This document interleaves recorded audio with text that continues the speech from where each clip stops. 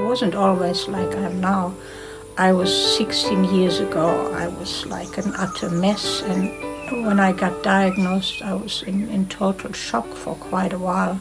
I mean, I had a sense that it means something about my life, how I live my life, but I looked all in places that were not helpful and did all sorts of crazy things that were not helpful at all.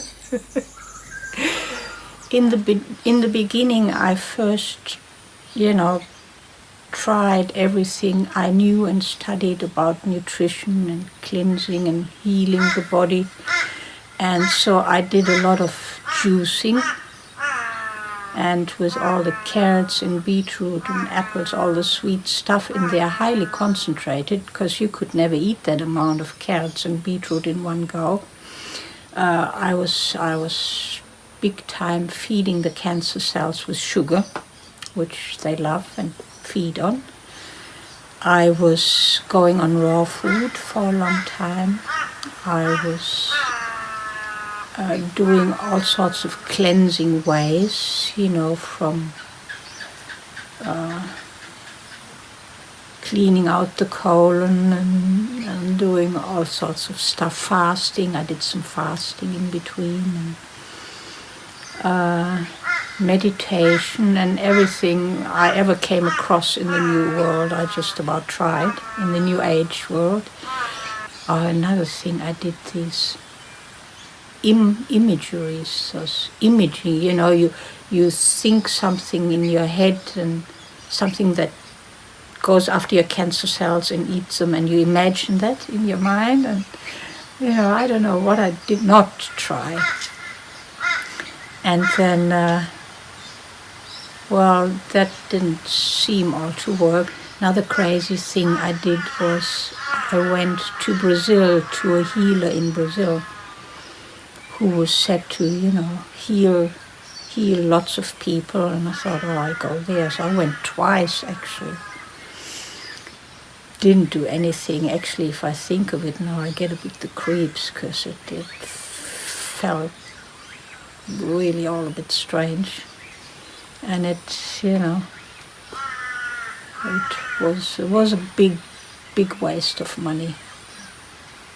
Then I went to Mexico to a cancer clinic and did all the, the more alternative treatments all in one go, from intravenous vitamin C to hypothermia, where your whole body up to your head gets heated up as much as you can just tolerate.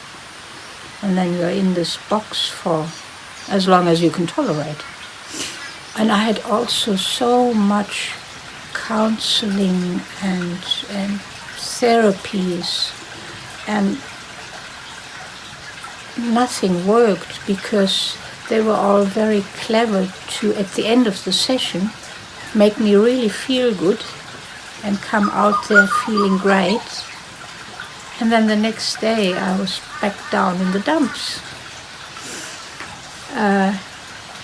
So it never really had me have a deep look into how do I feel about myself, how do I treat myself, what does my body feel, and what does my body tell me. I mean, if I look back over the last years now, what I realize, I didn't feel anything. My body was so numb from the alcohol I was drinking. I had to learn to feel first. So it took me quite a while to really go there, stop drinking alcohol, and really learn again to feel what my body says, and to listen to it and follow that, and not follow anything that's up in my mind or what I hear around, but no. It's all in here. I just needed to learn to feel it again and trust it and listen to it. And so since I come across the way of the Livingness, which I might explain a bit later in one of the next little videos, my life turned totally around. And what I learned about myself and my relationship to myself, to life, to other people, just totally changed and brought me how I feel and how I live today, and understanding and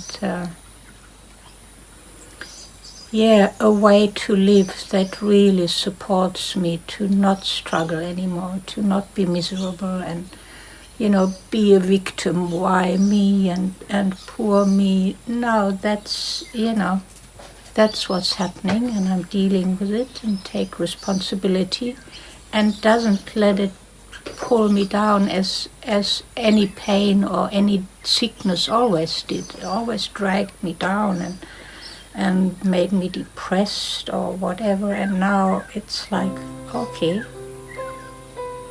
it doesn't change who I am. So I just stay feeling wonderful.